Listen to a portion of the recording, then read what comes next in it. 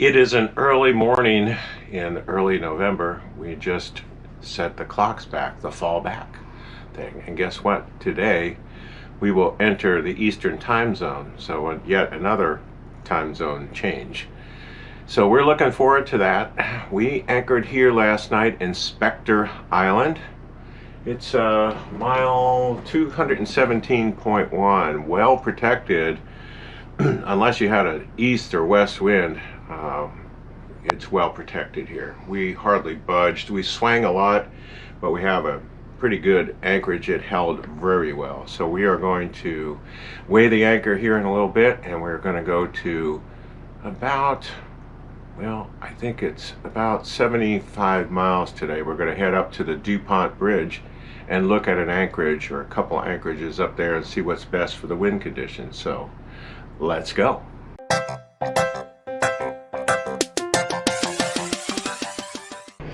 As the sun's coming up here, Sam's following his breadcrumbs right back out. So we did have some company last night. There is Shellerina. Do you know the name of that other boat? No, I don't. They contacted us, so hello, Misty, Ray. You all have a good day today, and we are moving on. We have a very early, we're having a very early start because we got a long way to go today. It's a beautiful day. It's chilly. It's really, really cold out there when we were pulling the anchor up. It's not Canada cold, but it's cold for Florida. A beautiful, beautiful morning here on the Gulf Intracoastal Waterway. We are mile marker 234.5 and at the Mid-Bay Bridge, which connects Niceville with Destin, as I look at it on the map here, and Blue Water Bay, that area. So beautiful. And we do have a, looks like some kind of ship coming up here in the distance, so we'll be negotiating with him. But plenty of open water out here as we go across the bay area here, and we'll be entering a ditch area probably in about half an hour or so, so we'll be taking a closer look at that. But an absolutely perfect day out here on the water. Even out here in a large bay area, still got the barges. There is no confusion about which side to pass on, so we're passing. There's a lot of water out here. The channel is wide, it's really deep, so this is the way to go. I mean, if you don't like talking on the radio, you're gonna love this part, because there's no reason to talk on the radio. It's the Joe Kane tow, working hard this morning, pushing stuff. Mile 235.9 if you're following along on the Gulf Intracoastal Waterway. You know how you start talking like tow boat captains when you're in the rivers? Right. You just are starting to do that again. It's whenever I see one, I guess. I try to. You want to be them. I do. You should admit it. I would love to be able to say I could pilot one of those things and push it around the bends, and the awesome power that they have. Yeah. I think you should stick to this. Yeah, I think so too.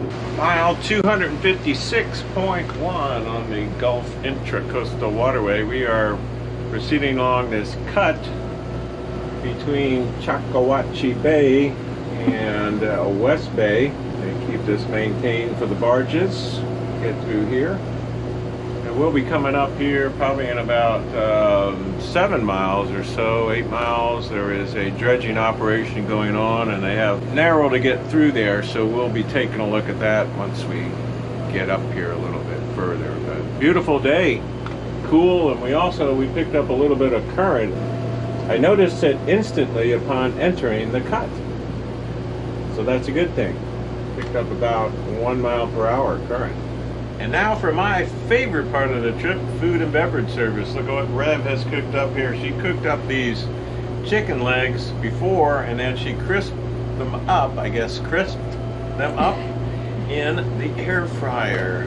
What a wonderful thing. And we're going through what's called the Cut, or some people call it the Grand Canyon of Florida. And you kind of see those steep banks there. So, anyway, mile 260 on the Gulf Intracoastal Waterway food and beverage service. If I had my Belgian waffle maker, I would have made you chicken and waffles, but yes, I toast know. will have to do. This is Sunday, but this is great because we got up early. We were up at 5 o'clock, and the new sunrise time is 6, so we were underway 6:05. Approaching mile 266.7 on the Gulf Intracoastal Waterway, going through the Cut here still. And you'll want to really stay tuned to the Coast Guard broadcast, and if you don't get the broadcast, you can get the local notices to mariners. And up here you will see there's a dredging operation that's going through for the next week or so.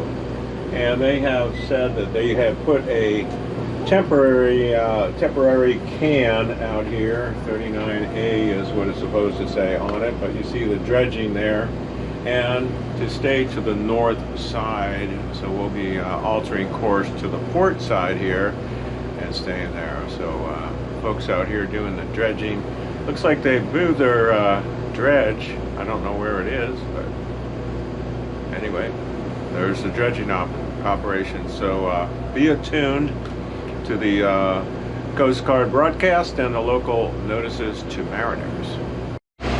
An update from the bridge of the Here's to Us. We are at mile marker 284.3, and that is the West Hathaway Bridge up there. The big bridge coming into Panama City, and we have probably about another, I don't know, 11 miles or so until we have to select an anchorage. We're just going to kind of see what is going on up here. We have anchorages to the left of the boat and to the right of the boat, and we're going to see what's protected, how the winds are doing coming in here. Winds have been calming down, so we're just trying to pick the right anchorage where it's not too crowded. Being a Sunday, I would think most people are going back to work, so they're probably not going to be out anchoring. But there are a bunch of loopers, so we are trying to space ourselves out, and we'll just see where we end up. I'm not sure you can see just how beautiful this sunset is. We are anchored here at Parker Bayou around mile marker 295, and I think they celebrate the sunset here various ways. I heard a conch shell being blown, and also just a, I guess, maybe... We'll call those firecrackers. Firecrackers or something. Explosion, whatever it was over there. But it is a beautiful night here, and thanks for joining us on What Yacht to Do. We'll see you again soon.